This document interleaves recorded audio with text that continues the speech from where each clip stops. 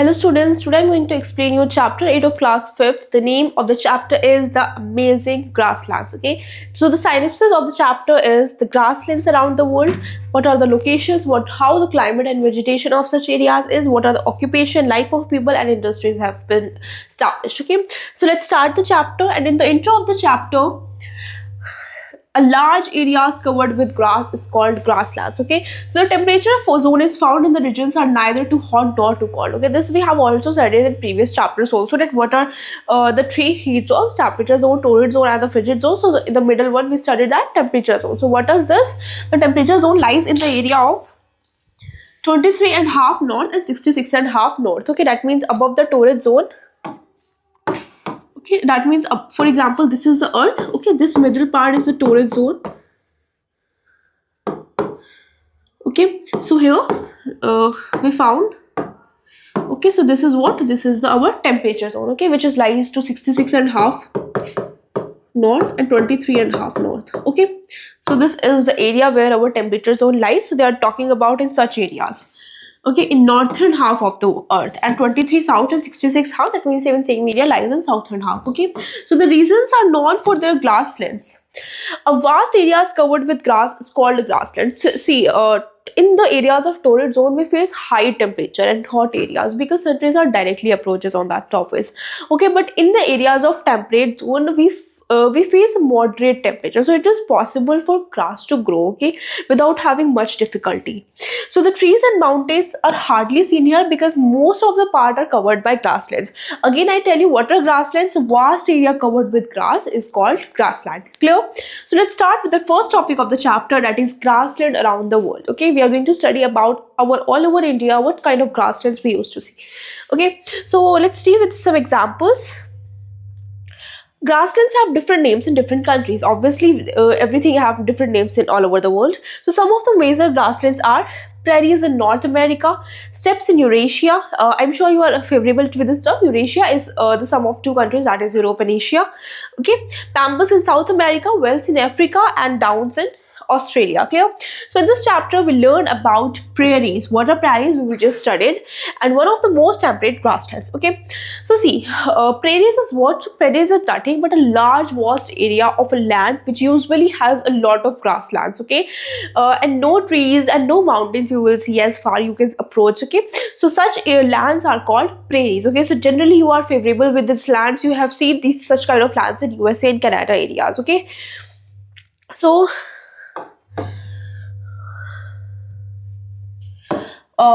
vast stretch of gently sloping grasslands is situated in the northern interior of the North America. It extends from Canada to Mexico. I'm sure you have seen in movies and in some areas that in such areas lands is so extended with grasslands with no mountains and trees present. Okay, so what are such areas? These are extended with Canada to Mexico. Okay, it is called the prairies. Okay, I have already mentioned you what is prairies. Prairie is a French word which has come from the word prairie, which means a grassland. Okay, as you can see from the image that in such areas, North America, South America, in such areas of Africa and Europe, basically we found grasslands. Okay, now let's see about the locations of grasslands. The prairies are located in the central part of United States of America and the parts of Canada. Okay, these regions consist of flat or hilly lands covered by tall grasses, but they are not trees, these are not mountains, these are not plateaus, these are just tall grasses. Okay, the farms here are very big. Okay, very big farms we found. They are stretched over thousands of acres. That means very vast areas these are covering.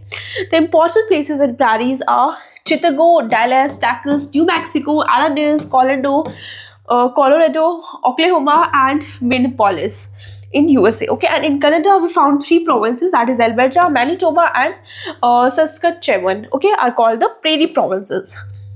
The Mississippi and Missouri are the two rivers which flow through the prairies. Okay, so these are the two rivers which flow through the prairies, and these were some examples of important prairies. Now let's see about climate and vegetation of these. Okay, so the prairies have very different seasons. Winters are freezing cold with lots of snow, while summers are get quite hot. That means in winter it's very cold and in summers it's very hot. Okay, they get about 50 to 70 centimeter of rain each year, mostly during the summer months. Okay, because of this special climate, not many trees grow here except near the rivers, because the climate is not constant, changes continuously. So the climate is not constant, and this is why trees are not able to grow in such areas.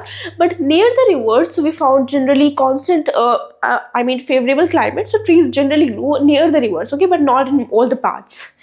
Okay, grasses grow quickly during the spring season and changes to hay in autumn. Okay, so grasses grow into favorably grow into spring season and changes to autumn. Okay, so European settlers used in prairies first for grazing and cattle, then as farmland. Okay, so this is generally happens that they first use the grasslands for what purpose?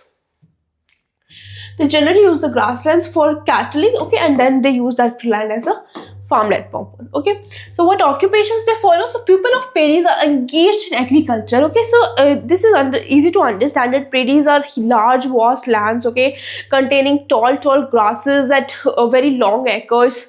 Okay, so those lands are perfect for agriculture. Okay, the grasses are present, no trees and mountains are located, so this land is perfect for agriculture. So this land is generally used for agriculture. They produce corn, maize in the eastern part, wheat in the central part, and cattle rearing in the western parts. Okay, other important crops grown are wheat, barley, rye, oats, and nutrition grasses. Okay, farmers produce enough wheat for the whole country and for export. That means these grasslands are such extended and such highly used for agriculture purpose that the wheat produced by these grasslands are enough for the entire country. That is why the prairies are called wheat baskets of the world. So this is important to note that prairies are called the wheat baskets of the world. Okay, because I have already told you that the wheat produced by this land is enough for the entire country. Now, life of people. European settlers converted the grassland into farmlands. Okay, they have converted the grassland into farmland. That's why they're able to use that land into agriculture purpose. An average farm here is spread over thousands of hectares. Okay, farmer lives with families. Okay, they generally live with families on the farm, and some workers also live on the farms. Okay, some workers also live and some farmers also live with their families on the farm. Homesteads are built from the farmers, families, and the workers. Cattle and farm machinery have separated sheds. Okay, so you will see in this entire page. Okay, so in this entire page you will see that in this entire page you will see that how machines are immensely developed in the areas of prairies. Okay, in the areas of grasslands. Okay, which you would came to realize that labors are not that we have replaced labors for farming, because we have used so many machines for that purpose, which generally farmers do, which generally laborers do. We have replaced machines in place of laborers. Okay, we total meat, you will find that cellulose is what? Cellulose, when we use machines for food grain storage. Okay, that's called cellulose. So that means storage of food we are using cellulose, which increases okay, which able to cultivate thousands of acres, because we are storing food grains also with the help of machines called silos. Okay, and surplus productions has made the farmers rich. Okay, that means modern facilities have been arrived in these areas. Okay, you would see that animals are reared on large open areas, which is called ranches. Okay, and cattle are reared mainly for meat. A large part of total meat production is consumed locally. Okay, so you are able to realize that so many machines are used for every purposes, which increases the economic development of this area. Okay, now what the condition of industries? The prairies are rich in many minerals. Okay, these are rich in minerals. Okay, this is important line. Lignite, coal, and minerals coins are mined in large quantities. Okay, ore crushing factories and oil refineries have been developed.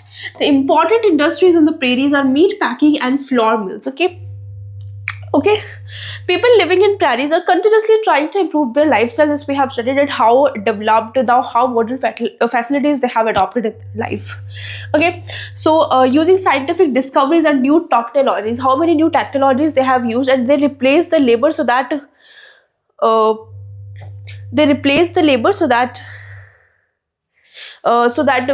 maximum output they are able to get. Okay, However, climate still controls the various economic activities, because we have studies that so much disasters can come at any time. So this definitely affects the economic development of any part.